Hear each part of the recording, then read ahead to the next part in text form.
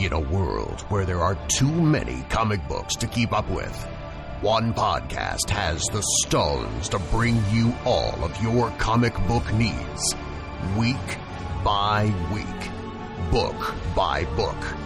One epic show. You are now tuned in to Nerd Church Radio.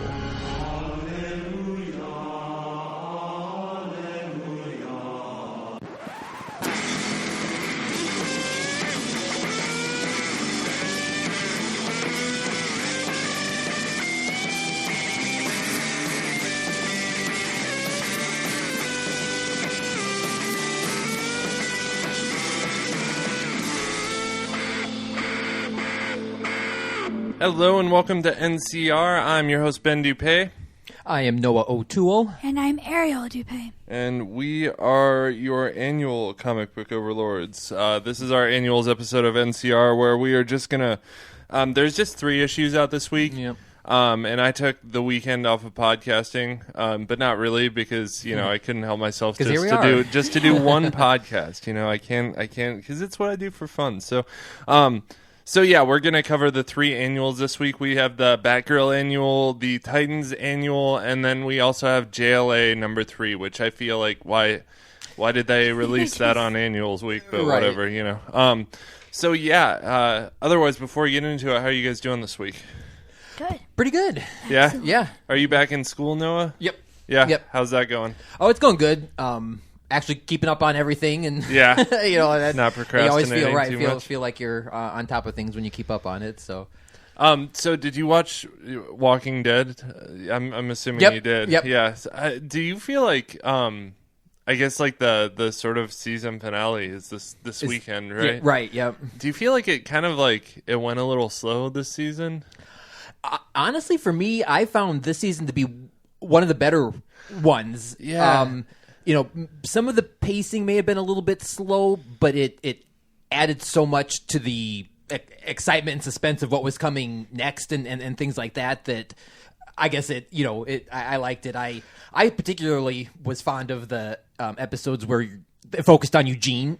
Yeah, being that was Negan's cat. I loved it. It was cool. all him, but it just was so good. And obviously, as you can probably guess, one of my favorite episodes was when Tara met I call them the Amazons, but they really weren't Amazons. They were just a tribe of women living in the forest.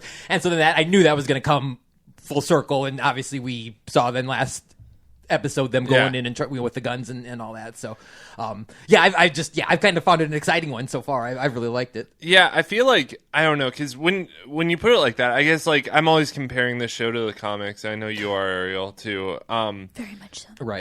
And it feels like All Out War is sort of the next place that we go from here, where you know they unite the communities and go up to Against war the with saviors. Negan. Right. With saviors. But I don't know. I guess I was expecting this season to be All Out War, but it was kind of like they really had to build to that, I guess. So I think they found a cool way to do it outside of the parameters of the comic book, like because none of this stuff with the Amazons or you know the Right. women community the women and stuff. yeah. I mean, none of that's from the comic books, Right. but it almost feels like they might even be cannon fodder a little bit. Like they might get killed early off in the war, you know? Probably, but they'll help Alexandria and stuff. Or maybe they'll develop it into like something new. and there could be a couple of them that, you know, pop up later and things like that. There's Like the granddaughter. The granddaughter, I really like her. I foresee her staying. And there's one, the kind of short-haired one that's real tough. Yeah, you know, yeah. she I could see having some potential. But Yeah, I kind of wonder if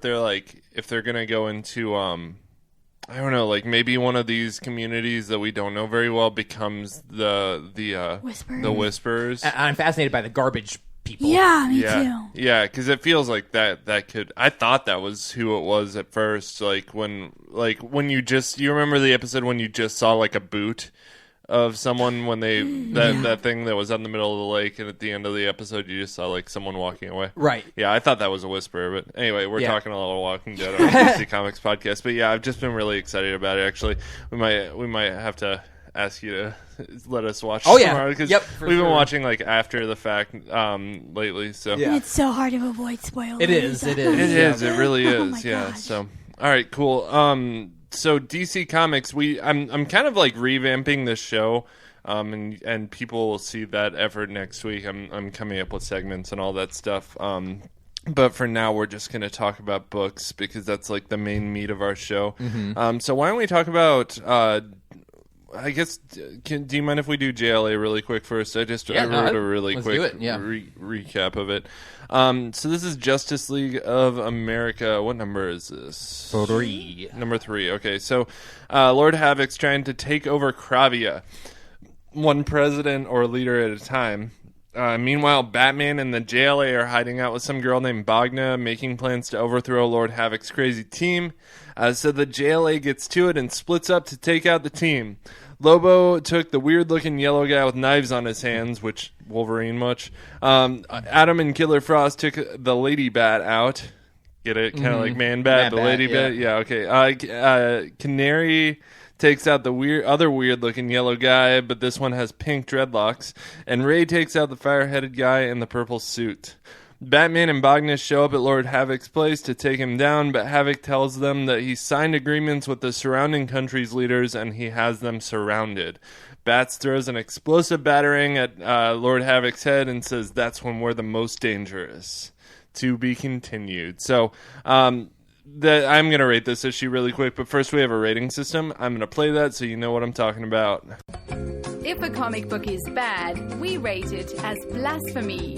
If the book is good, we give our blessing. If the book is not bad, not good, but just kind of meh, we rate it as stuck in purgatory.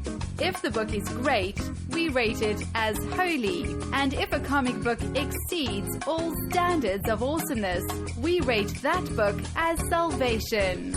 All right, so that being said, this book I thought was a pretty good issue. I didn't enjoy it on the first read. I enjoyed it a little more on the second read. A lot of geopolitical stuff that's a tad bit boring to take in on a book that you think is going to be more of like an action type of book. I think that's what fans are expecting from this, and it's not that. There is a decent amount of action, but there's definitely a lot of geopolitical stuff, like foreign leaders and stuff like that. It's a weird angle to take on a JLA book for sure, but I think I like it after getting into it a little more. The art is amazing. There's this one splash page of Lobo, the main man, just like with a cigar in his mouth and just like he's backlit. Yeah. Dude, it's great. Such a good panel. I loved it. Overall, I'd say lacking in great storytelling a little bit, but definitely strong in the artwork. Still worth a read, and I give this one a blessing. So, what did y'all think of this book? Yep, I'm kind of right with you. I definitely give it a blessing. I like the geopolitical part of it. I mentioned that last time. I kind of thought they were making the Justice League of America kind of, get political with Middle Eastern countries, with this and sure. And it's just kind of continuing, and I think that's an interesting, fresh perspective. And I enjoy reading it, but at the same time, it's not exactly what people are expecting. Like you said, there's there's definitely action, things like that, but it's got a lot of political underwritings to it, which I think is interesting and fresh. So I liked it, and I completely agree with the art. It was really good. Art it was really good. So good. The art is beautiful. Yeah, who did the art on this? Do we know? I can look remember. really quick. But yeah, Ariel, what did you think of this one? So, reading these books makes me feel a lot like how I felt after I watched Suicide Squad. It's like, wow, there's a lot that happened that I should like, but something just falls short, and I'm underwhelmed. I don't feel myself caring about anyone or anything. Like, there should have been more time to get you to care about the bad guys and the good guys, and I don't think we ever got that. I do feel like that was where I was kind of talking about, like, maybe lacking a little bit on storytelling, because they just kind of threw these, like, this group of villains at us, like, in the first issue, without really telling us who they were or anything, and we're sort of learning as we go a little bit.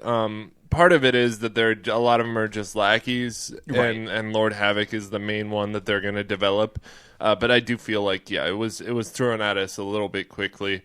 That being said, there is a good story in here, I think, for sure. It's just you kind of have to look a little harder for it, maybe. I again, on the second read, I liked it a lot more. I did have to read it two times myself to kind of, and the second time I also understood a lot better. It came together on the second read. Yeah, and it is interesting to point out, too, the last couple panels, we get to see that shield that was teased in one, the Lady Liberty's, Liberty Bell's shield. Cool. And I think it's interesting because I didn't quite realize we see a few pages before it's on Lord Havoc's back. So he's got it. And then Batman throws his explosive batarang through the window and must have leapt onto his back, pulled it off, and jumped in front of Vixen and is holding the shield now, and he has it. You know what I mean? I mean, do you follow the... Yeah, I do. That's actually really cool. I like that. But it took me a second to... It's like, wait a minute.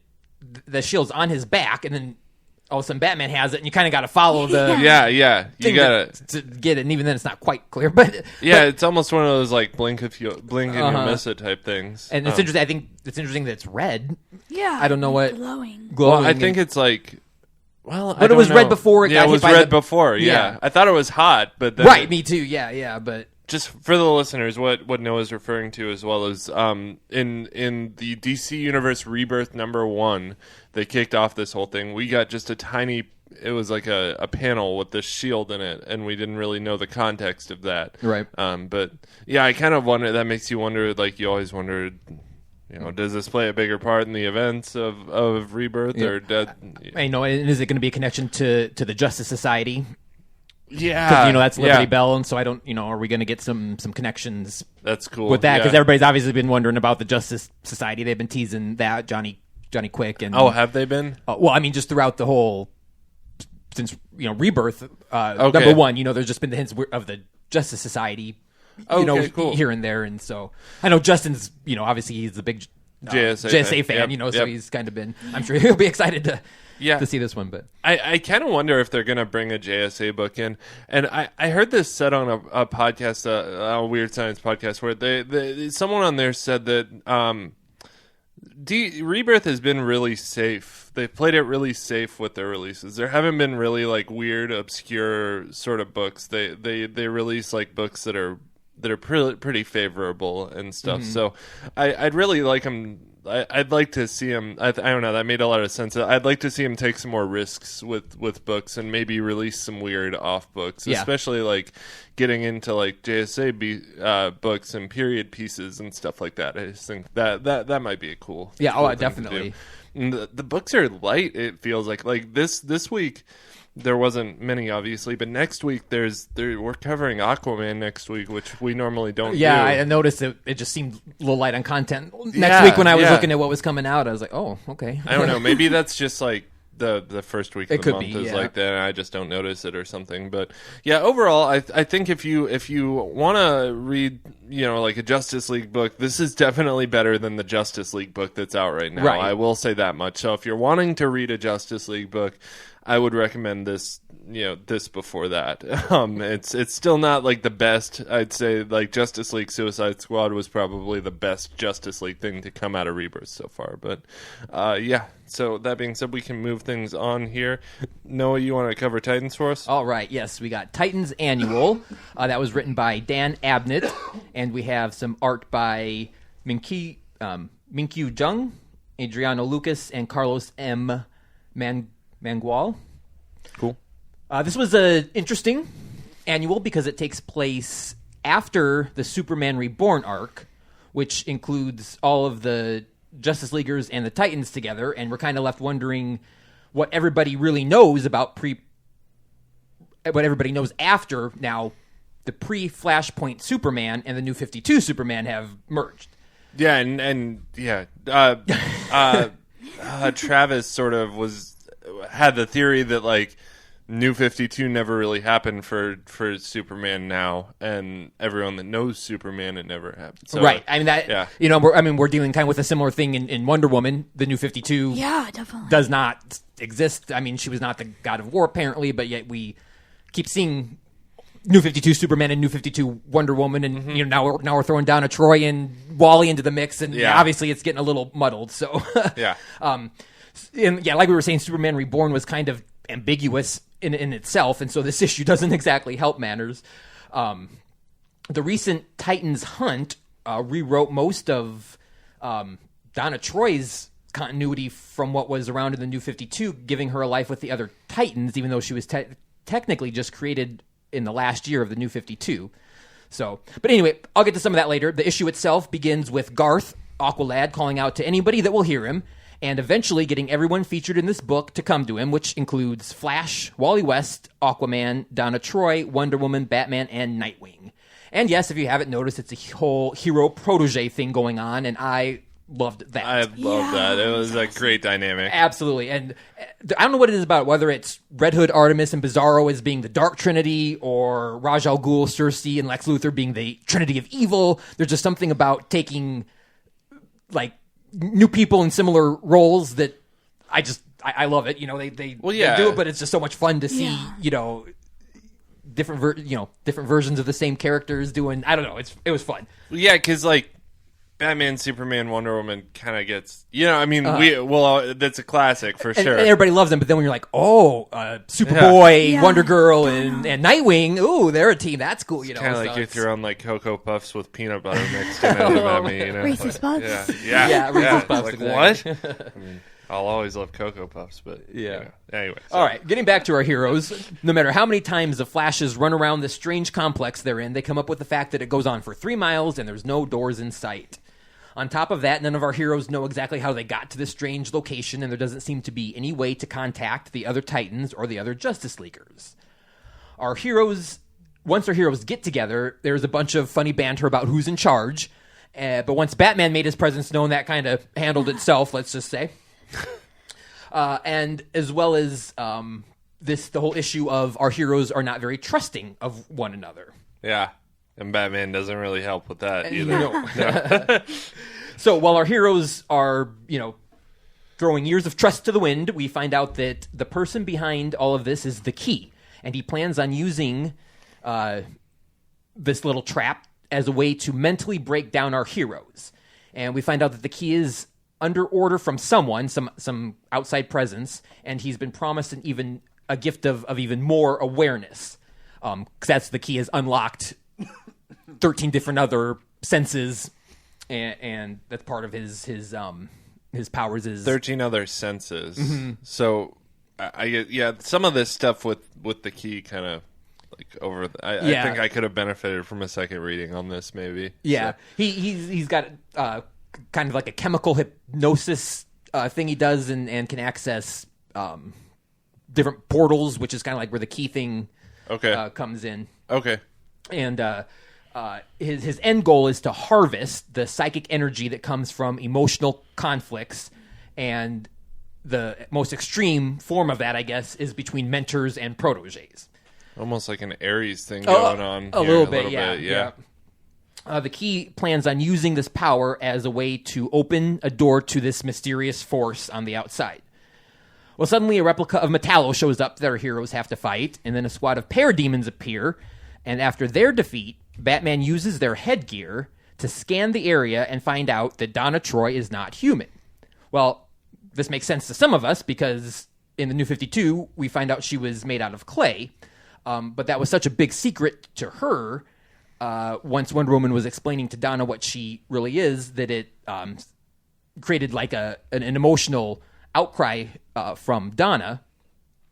And even though it's kind of odd because none of it really lines up with what we saw in the New 52, but it wasn't just about Donna. Throughout this issue, I also found myself wondering, you know, what everybody really knows about what's going on in the universe, because we saw Aquaman questioning Wally West about his sudden appearance a couple months ago and if he can really be trusted. And it makes me wonder what the Justice League actually knows about the Titans being a team in the past before their mind wipe and Titans hunt, because for the Titans themselves knowing that they were once a team and forming now because of it, it just kind of always left things unclear what the rest of the DC heroes knew about their time together. But in the end, the Titans' friendship helps calm Donna down, which stops the power to the Key's door, and that emotional distress she caused allowed Lilith and the rest of the Titans and Justice Leaguers to pinpoint their exact location. Batman uses the parademon headgear to determine the exact spot in the complex that they can break through a wall and confront the Key, just as the rest of the Justice League and Titans boom to that location. The Key is not as dumb as he looks, and he's not about to fight these two teams, so he uses his power that he's collected so far to open a door and escape to some unknown location. And even though this ordeal seemed to shake the trust of the heroes involved, by the end they all seemed to be friends again, and Donna and Wonder Woman's relationship may apparently have benefited from it. But the issue then closes on the key, stepping into a door in the middle of space or some void, and apologizes for not being able to release this mysterious being. And whoever this mysterious being is doesn't seem to forgive him, because we see a door close behind the key and he's left screaming. Yep. So, a lot of questions I have on this for you, especially because you're just I don't know. Wonder Woman had a sibling at the end of the New 52, right? The brother. Okay, that was okay. Jason? I thought that was a brother. Okay, yeah, never mind. So that was one question I had, was just like, was there any connection with Donna Troy in that? I guess in this, because it was kind of a weird reveal. I guess. Who do you think this guy behind the door is? Or girl, or whatever. Yeah, I don't know. I mean, of course, my first thoughts are Mr. Oz or Dr. Manhattan, but why didn't they show him then? I don't. Is what I'm wondering. Yeah, that I asked Ariel this too, and you were like, well, my first thought goes to Watchmen characters. I think it always does in these situations, but you wanted to so bad, right? Yeah. I don't think that. But Dr. Manhattan's enough. He's like powerful enough to obviously create whole new realities. So why does he need a lackey like the Key to help him? Can he create whole new realities, though? I mean, I thought so. I mean, isn't that where we're at now, kind of? Or so? Okay, maybe you weren't, because like last week I had sort of said that with the events of Superman Reborn, what happened at the end of that, Mr. Oz was talking about like, I guess. This Superman merged himself with the old Superman. Two timelines now merged together. One being sort of his love for his family overcame great obstacles. With all of this craziness, who will have the final say? Will it be Superman or will it be him? And it focuses on Mars. And we know that to be now the home of Dr. Manhattan, or I think Dr. Manhattan is still at Mars. This also makes me think that Mr. Oz is maybe not working with Dr. Manhattan, that maybe he thinks Dr. Manhattan might intervene into his plan somehow at some point. But I have a theory that I think Mr. Oz is actually working with some other DC villain and who has the ability to alter timelines and stuff. Yeah. So, yeah. Yeah.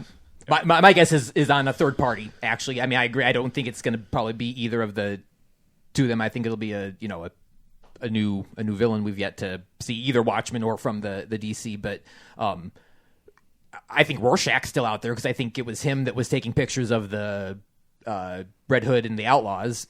Yeah, we never found out about that. Yeah. But that's... I think that would be a perfect story arc to bring Rorschach into as well. I think he would match up with the Dark Trinity really well. Yeah. So. But getting back to this, let's talk about the elephant. No, I know. We're talk about the elephant in the room. And they wrote Wonder Woman as a straight-up biatch in this. She was like not nice at all. But more than that, what really bothered me about this issue was her lasso missing from the get-go. And I mean, it makes sense that whoever kidnapped him took her lasso so that they can't find out the truth about each other and the conflict or whatever. But it bugged me that she didn't even freaking notice. Yeah. Nightwing noticed. And you're telling me like her most iconic weapon that is always on her hip, and it's not like they just all of a sudden, bam, they're there, and he's like, oh, your lasso's gone, before. But she had plenty of time to notice her lasso was missing. missing. In the type of situation that they were. I don't trust you. Yeah, it's the first thing she would have done. Yeah, exactly. And so I just, that was, I don't know. Yeah, I agree. I lesson like that. But it's just, I'm just super interested now where everybody stands on their continuity after this. For listeners that might not know, Donna Troy has a very interesting history in the DC universe.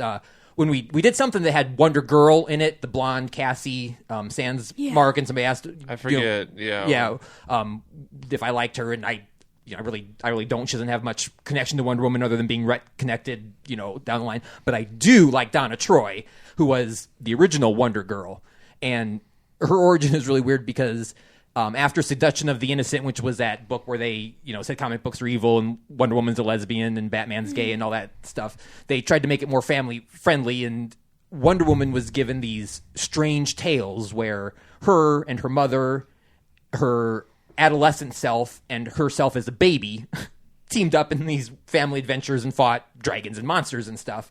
And eventually the Strange Tales label just kind of got left out of some of the later issues, early 60s, and they started treating Wonder Toddler as a separate character, not Diana herself, as a child.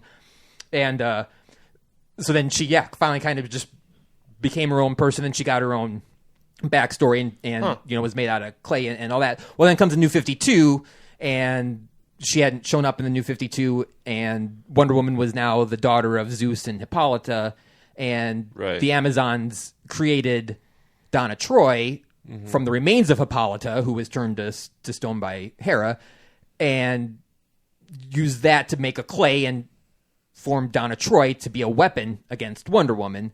And then now, apparently, the Amazons implanted her with false memories, so she thinks she's been an Amazon girl her whole life. I mean, according to this book. Yeah. And so it's a little confusing to readers. And then I'm also confused because if the New 52 doesn't matter and Wonder Woman's not the daughter of Zeus and Hippolyta, wouldn't she be made out of clay too? And shouldn't the, visors have found out that she was, And so now I'm kind of worried that we're going to find out in Wonder Woman's solo book that, she wasn't made out of clay, or that she's got a different origin again. Wow. Yeah. So I'm that would be reading really deep into these Donna Troy thing, but I mean, it's like, no, yeah, it makes sense though. I mean, it would be a shame to give her a third origin. I think like when there's two perfectly good ones here, and like the first, I prefer the first, the original origin, but I don't know. Any thoughts on what they're gonna do on that? You think, Ariel?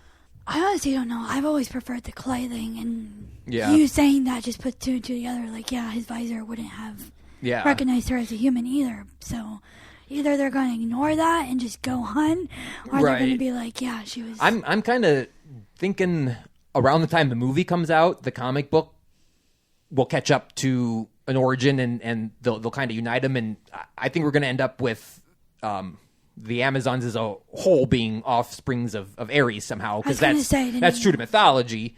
So okay, I mean, that might not be too bad, but yeah, just so many questions. I would like that just because I love when she became God of War. Yeah, I love that story. So it'd be cool to kind of see if, with her being the daughter of Ares, if they would make her like go through that again. Yeah, there were some spoilers from the movie that came out. One of the scenes, she says that only an Amazon can defeat Ares. Yeah. So that makes, I mean, perhaps there's some, lore to that, and one of the daughters of Ares has to be the one to slay him type thing. But cool. So yeah, interesting. It was very interesting. Yeah. And obviously, if you can't tell by all the talking I'm doing about it, it was good. And if you're, comic book fans of either any of the Justice Leaguers or any of the Teen Titans or of the New 52 or of Rebirth, this just seems like it's going to be a key issue that, ties everybody together and threw everybody in the same spot for once, and it was good, and I gave it a holy, even though I have issues here and there with it, the overall story and stuff. It's just I definitely picked this one up, and I don't buy a lot of them anymore, just because I only buy the ones I feel are going to be like, okay, this is important, this is one that I want, but this was one that Titans is kind of like the main Rebirth, like that. I mean, that's like the lifeblood of Rebirth, or the underarching story, just because Redhead Wally West is in it. Right. So, a couple scenes I thought were really cool or funny in this was like one of them when Batman's just like, stop being cute, and like I don't know, that was just funny. I felt like they could have brought it a little further and been like, did you just call us cute? Like, right. I don't know, that was just, it kind of threw me off for a second, like when you really think about Batman saying something like that, because it's like, what? Anyway, but yeah, I thought, and then the other, I just thought it was a really cool looking scene with Nightwing like shoving his what are his Eskrima sticks? Eskrima sticks through a parademon's eyes. Yeah. And like the electricity and stuff. Yep. It was just like, oh man, that is so cool. I completely agree. There were so many like power moves, team moves, like Donna with her shield from the back and whoever's foot from the front. You know what I mean? Yeah. And they it reminds me of a video game, like where you can. Yeah, combine your power moves and form a special power move with Yeah. And I was just like, awesome, fanboy alert. I love this panel when Wonder Woman put up her shield to protect Nightwing. Yeah. That was a good one. Punch that was a really good one. Yeah. Whoa. It was great. What's up with what's the Atlantean's name? Garth. Yeah, Garth. What's up with him having like laser vision I didn't know he had laser vision. I kind of didn't either. I'm or some. It's not laser. It's not laser exactly, but quote lasers. Yeah, he's got beams coming out of his eyes. There was a really funny moment when Aquaman was trying to telepathically communicate. Yeah, and who was it? Nightwing was like, no, it was fish. Barry. Oh yeah, fish. There's no fish around. Yeah. And he's like, well, I can. Screw you, Barry. Yeah, for a couple miles. So we're definitely miles from any ocean or river or anything. So speaking of this, I guess because we have some time to like sort of elaborate or expand or contract on some things. So because we're only doing 3 issues. So what do we think about the movie version of Aquaman and the Ariel and I were talking about this yesterday, I guess, and she's not a fan. He looks badass and like he could really do some damage. He is nothing like the Aquaman I know and love. Right. Yeah, I mean. Yeah, Aquaman's a king. He's a king. He's very like level-headed, humble. He doesn't look necessarily like a rock star normally, or I don't know. And my theory first was like, okay, well maybe Justice League takes place before he's found Atlantis and before he's become a king. But then Mira's in Justice League, so that theory it goes in the garbage. So I don't know. What do you think, Noah? I guess I'm kind of on board. I think him being like Samoan or whatever he is fitting for Aquaman. It adds some diversity, and plus that's kind of like an island nation surrounded by the ocean. I could just see that following. But I also think when I think of Aquaman, 3 specific things come to mind. One is old school like Super Friends Aquaman when I was a kid. The cartoon and Super Friends, and it was just the very vanilla, clean cut versions. But then I think of the 90s when I kind of first started getting into collecting comic books and things. And that was when Aquaman was in his hook for a hand, beard, long hair, disheveled phase. I don't know. I never read any of that. Oh, yeah, I sure did. And so I often think of Aquaman as being bearded and disheveled and with the hook for the hand and stuff like that. Not saying, I mean, he obviously doesn't have a hook for a hand, but that I didn't know he even had that look in the 90s. Google 90s Aquaman, and he went through some excuse me, some interesting times, but and then of course now where he's kind of back to his more clean cut self. But the costume looks good, and Jason Momoa is just so cool that and I'm on board until I watch it and it isn't good, but I think it will be. Yeah, he looks a lot like the movie. I guess I didn't realize that he had this look in the 90s. Right. I just think Aquaman holds himself in a very respectable way. I've seen that. I haven't, so I don't know. You think this kind of sets it right for me? Which part are you like the drinking, like the broody part, or just when he speaks, it's almost like which we've only heard him say.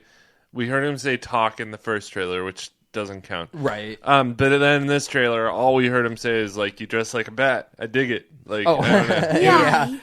Just like kind of the boyish, like, brute type man. Yeah. And to me, Aquaman's always a king before anything else. And I want him to hold himself as a king. Right. I guess, like, you think of him speaking as, like, royalty would speak. Mm-hmm.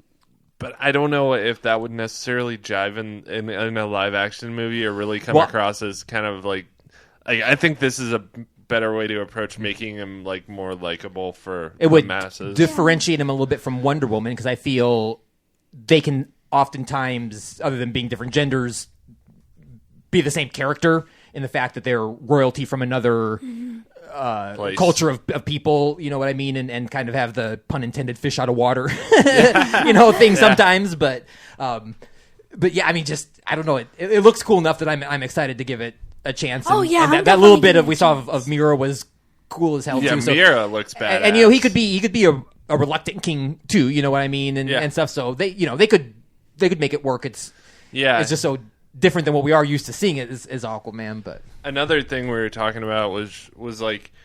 I don't know. It was kind of silly to me that they, like in Batman v Superman, they give us like the one origin story that literally no one, not even non-comic book fans, need to see again, like Batman's origin. Right. But like they're going into Justice League having already established like these side characters that no one knows anything about. Like if you're not a DC Comics fan, you don't know anything about Cyborg or right. I mean, like he's a robot for all you have no idea. Or same with Flash. Normally, I mean, people who watch the show maybe might know, but so I don't know. I wonder how they're going to approach like this movie. I'm hoping it's good because they have to approach telling a good story, just a centralized story, but then they also have to approach introducing a bunch of characters that no one knows anything about. So there's a lot of juggling that needs to happen in this one. Yeah.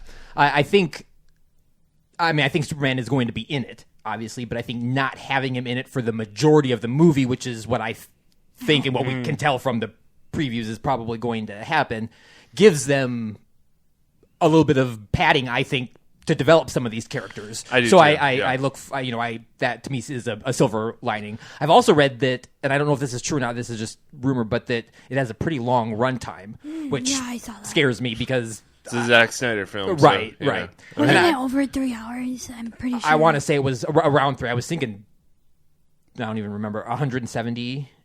3 hours? Can you even do that? Like, are you even allowed to... Lord of the Rings was 3 hours, wasn't it? And the cut, Titanic, the non-director's cut version was. I think so. Wow. Titanic clocked in at 3 hours. I'm pretty sure there's a Harry Potter movie that's pretty close to 3 hours. And Batman vs Superman was 2.5, wasn't it? I don't know. I think like really long, I don't mean to sound like I'm being down in the dumps because I love DC Comics so much, and I want this movie to succeed so badly, but realistically there is a lot kind of working against it. So I'm hoping that they kind of learn from their mistakes and stuff. I think Wonder Woman will get it off on a really good foot though, because Wonder Woman I think is going to be a very good movie and also a very important movie. What I was telling Ben too, like. As how I feel about the movies, the casting has been amazing. Gal Gadot is Wonder Woman. Ben Affleck is so great Batman. Like even what's his name, Jason Momoa. Yeah, like he's a really great actor. So I think casting wise, they did a good job. So it'll make us like these characters even more. Yeah. Ezra Miller, I like him as an actor. He'll I think he's a likable Flash, and he has a different sense of humor and sarcasm than the Barry you see on the Flash television show. You know what I mean? There's similarities in their personalities, yet they're completely different personalities. I've watched some press conferences with him, and I don't know who plays Cyborg. Do you know? Ray Fisher. Yeah. Those two have a great chemistry when they're just interviewing. I bet. Yeah. So I think in the movie they're going to work really well together. Yeah. They're kind of young. Funny guys, yeah. I really, and I'm echoing the voices of hundreds and hundreds of fans now, but I really don't like the way that Cyborg looks. I don't mind the CGI even, because like that you really can't do him without CGI, right? But I like the pieces. Like there's a lot of really tiny pieces on him, and I feel like in the comics, the majority of him is like one big arm piece, or like 2 or 3 big arm pieces, 2 chest plates. You know, right. It's not like all these tiny little gears and stuff that are working. Yeah, I haven't seen enough of it to really have an opinion. I mean, I know that you just see those flashes or whatever, but I'm I'm like super invested in Cyborg or whatever, so I haven't quite formed an opinion yet because it's just been such flash, such flashes of him in the. I'm reserving my opinion until I see a boom tube. Right. Tube, and then I'll go. Yeah, and Ariel said she wants to see like his gun, sort of. You know how his hand expands, turns, right? That big gun, you morph know, into it. Yeah. Yeah, I want to see that too. I could see that because I mean, when you see him in Batman vs Superman, the clip Wonder Woman was watching, where the mother box attaches to him, I mean, it looks like it can morph, and so I could, I could see it, go, shunk, shunk, shunk, and then yeah, for sure. Talking a little bit about movies and starting to segue into Ariel's book, there was. But before we do, there was one announcement that kind of relates to Ariel's book that I'm pretty happy with. I'm cautiously optimistic about this. Joss Whedon, which he's all about girl power and sort of strong female leads and stuff, is said to be possibly writing, producing, directing a Batgirl movie based on Gail Simone's New 52 run, yep, which is awesome. One of my favorite comic books of all time, just because one of the first ones I ever read. So the first part of me is like, yes, this is amazing. I'm super excited. Second part of me is like, Joss Whedon's done some really great stuff. Joss Whedon has also done some really bad stuff too. See, you're starting to think like I'm thinking now. Yeah, like he did the Avengers: Age of Ultron, which was not good. No. And the main female character in that he could have shown instead saw herself as a monster for not being able to have kids the whole movie. Yeah, and I was like, oh yeah, I know he means well is the problem. Well, and you got to wonder how much of that was Disney too. I know. I mean, it just makes me hope he brings in some female team members with him, because Batgirl is just accidentally wrought with misogyny so much because of the history with the Joker and all that stuff. And boy, they need somebody like Gail Simone to I just think make sure that she's handled correctly. Yeah. And let's not forget, one hand you got Buffy the Vampire Slayer, which is just all positive on all aspects, in my opinion, as far as strong female, blah, blah. But then you have Dollhouse, which I love, don't get me wrong, but it literally made women play things. Like literally that was the premise of the show. And so it's, and let's not forget too, and I, not trying to be ageist or anything, but let's not forget he was in his early 30s when he did Buffy, and he's in his 50s now. So Batgirl's such a hip character. Yeah, that's it. I hope that he is hip enough to still handle her. I think also sort of looking at, like, he's done a lot of good stuff. Not very much of that has been high budget films under a major production studio. He did Avengers 1, which I don't like Avengers 1. I think like it was a novelty to see all the characters come together for the first time, but I don't think it was that great of a movie. I don't know. That's an unpopular opinion. And I kind of think he has been tied to a Wonder Woman project for years and years and years and years and years. He's written a script and that, and so he's also got a history of and who knows what happened. I mean, if he's sticking by his guns or they're sticking by their guns, but nevertheless they couldn't come together. Yeah. On agreeing on how to get a Wonder Woman project off the ground. So hopefully Batgirl doesn't suffer from the same problems. I agree. But yeah. Sorry, go ahead, Ariel. Ben and I were talking, like, as amazing as it would be to see like Batgirl and Nightwing, where were they? Like, right. Batman's an old man. The Justice League are forming. Where have these characters been? Nightwing was never Robin, so is he just coming in as Nightwing? Like, well, we never saw him be Robin. He was Robin. I believe that there is a Dick Grayson, and that he was both Robin and Nightwing in the universe. And what makes me believe that is because of the Robin costume we saw in the Batcave. Well, exactly, though. That was Jason Todd's, and I don't think that they're going to create a universe where Jason Todd is the first and only Robin. And we also find out, that Harley was responsible for killing Robin in Suicide Squad. Her little flash, shows, accomplice to the murder of Robin. And and so I definitely think these characters have history with Batman. We've just only seen Batman after that. And, Barbara might be a librarian somewhere, and maybe Dick's in Bloodhaven. So we just might not see him, and maybe we'll get the opportunity to if they do it right.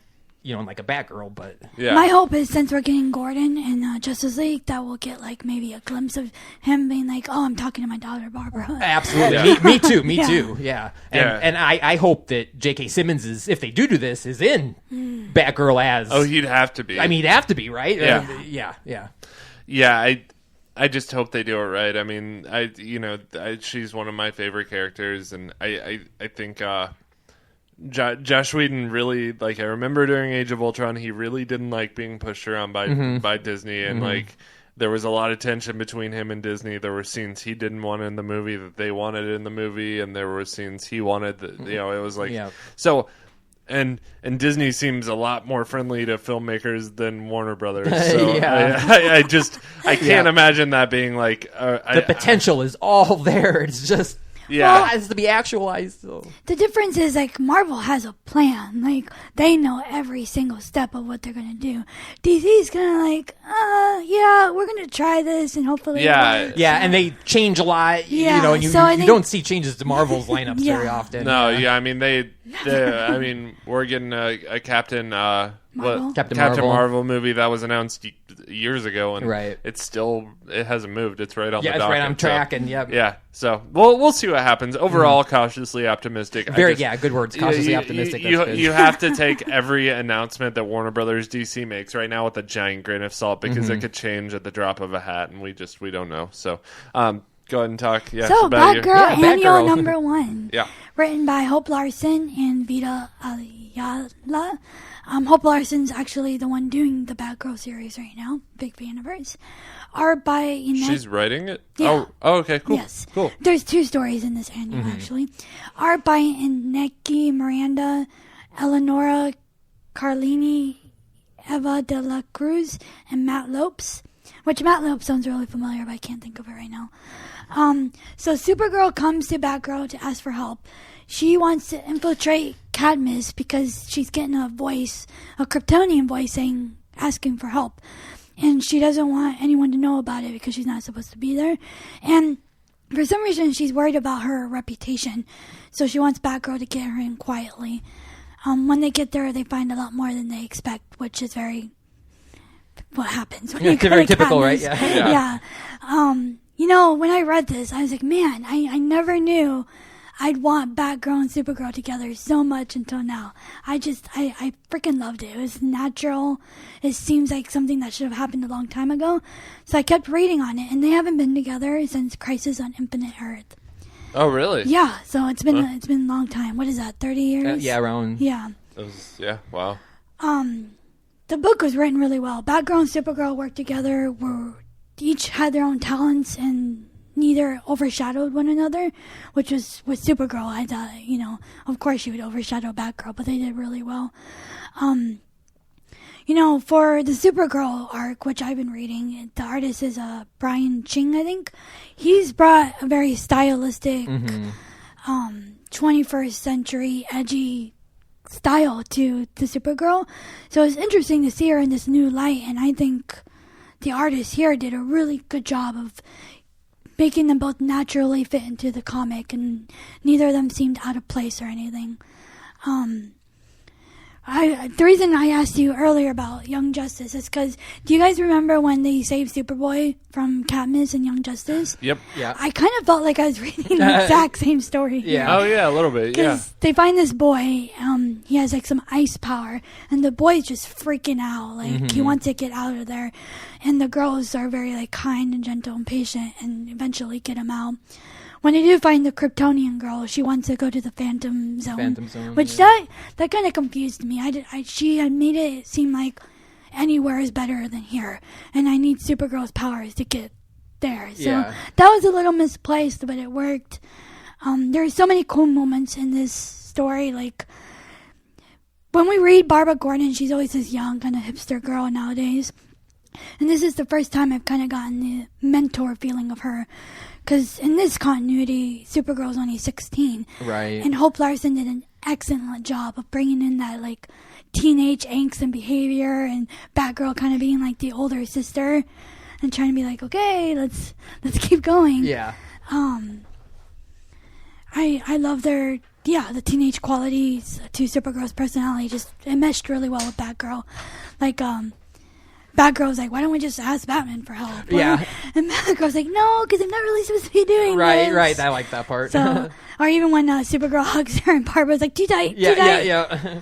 And this arc is actually going to be continued in the Batgirl series. I'm really excited to see where it goes. In the second half of the story, this one fell kind of flat to me because I think every Batgirl story, we're getting, she's struggling with being a superhero and being a friend and being a student. And this is the exact same thing. She's struggling with giving her friend the time that their friendship needs to grow, but she's trying to fight crime at the same time. So that one, I just kind of, whatever. But the first one I freaking loved. So. Yeah. I'm not a fan of when they do this, when they split up the comic and give you two completely unrelated stories. I feel the second one always pales in comparison to the first one, just because your mindset's already, and enveloped in that. It's been fleshed out so much. Like, we know Batgirl has trouble juggling her life. We've seen it. We know it. I want something new and fresh, like what the Supergirl story gave me. Well, I like watching her go through her day. I mean, like, that's always been the way they've written in Rebirth. Batgirl is like, I've always said, it's like a day in the life of Batgirl. That's just what you get. You get her waking up. The Batgirl of Burnside. Yeah, going to be a friend. She's a friend. She's a techie person. You get to see her, teaching underprivileged kids. You see her being Batgirl, and that's just the way they write her. So I like that, but then I also like when they introduce, like, I'm just going about my day and something weird happens, like Supergirl shows up and asks me to help her with this, and like that's something new that happened in her day, I guess. So I guess it's all about how you approach it, but I really didn't like this second story at all. It felt... just forced. Yeah, it felt forced, and just like, why can't we just? It felt like you have to have an annual be 41 pages, and we only wrote a 21 page comic. So let's just add an extra, 20 pages to this to make it, fill that length or whatever. But it's interesting because I've been reading Batgirl from the beginning, and Hope Larson, I've had this on and off relationship with her. Like, some arcs I've loved, some I'm like, okay, can we move on? But this one, I was like, man, you should bring more of this to the table, Hope. Yeah, I'm with you. I loved them together. Yes. And one thing when I was reading it that stuck out into mind was Brad talking about his two girls and that they love DC superhero girls on Cartoon Network, and their favorites are Batgirl and Supergirl, and I watched that show, of course, too, and they they are BFFs in it, and it just reading it reminded me of watching that cartoon, and it just made me so happy that they're doing that, because they make a perfect friendship and a perfect because I mean, Batman and Superman's friendship is often written about and liked, and I loved World's Finest in the New 52 when it came out, and it starred Huntress and Power Girl, who were the Robin and Supergirl of Earth 2, and are basically Batgirl and Supergirl counterparts, and there's that dynamic that works between the all-powerful superpowered being from another Earth and somebody with no superpowers whatsoever that uses their wits and things, and it's just such a odd couples buddy thing. It's fun, and I wonder too, why don't they do it more? I mean, at the same time, it's like, this is the Batgirl and Supergirl together for the first time again, kind of, but it's been so long, but yet that makes it a little bit more impactful. But why haven't they done more with these two? So like Birds of Prey is killing it right now. So like, and especially with the movies coming out, they're talking about sirens. Like, I want to see more of this. Yeah. Everywhere. I just want to see it everywhere.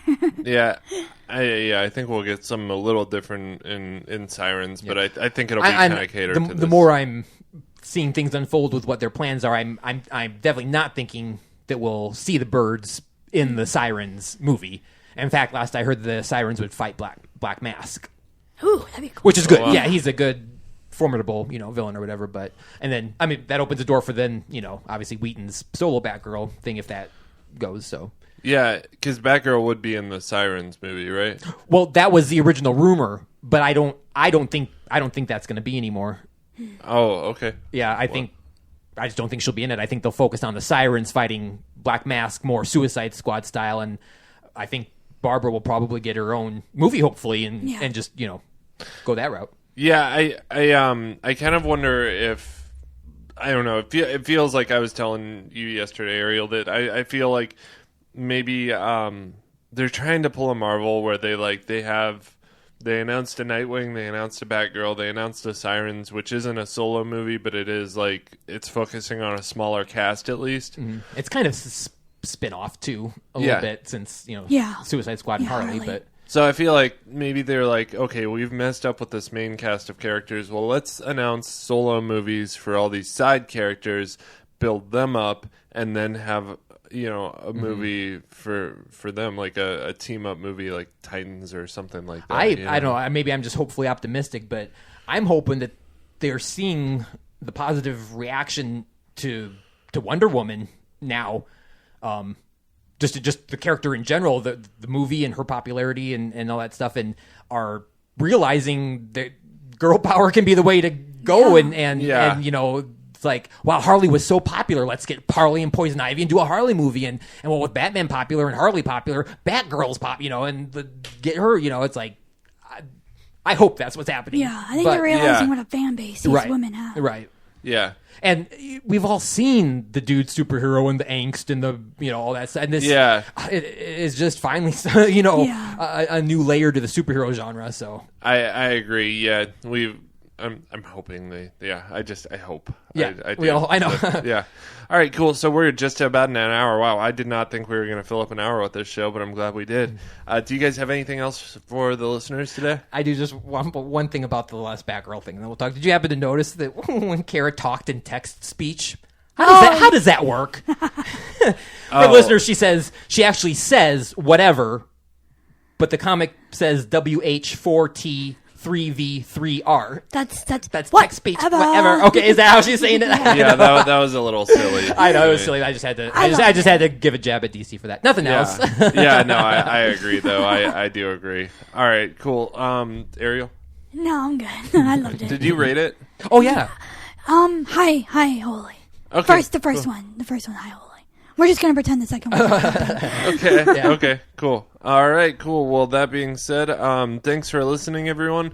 We'll be back kind of strong next week with sort of a little bit of a reformatted show. Just try and make things a little more entertaining for you. But I don't have anything else. If you want to find us on social media, we're at Nerd Church Radio everywhere: Facebook, Twitter, Instagram. Though we don't really use it because why does an audio podcast need to post pictures?